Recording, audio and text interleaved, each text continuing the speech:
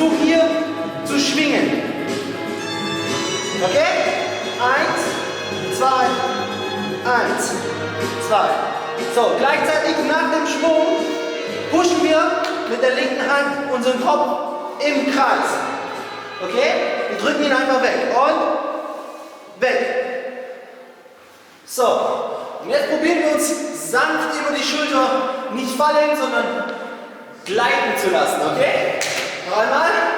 Ansetzen, Schwung holen und ha. Das war's erstmal. Probiert es aus und gerne, wenn es gut klappt, zweimal hintereinander. Ansetzen und gleich noch einmal den Freeze und weg.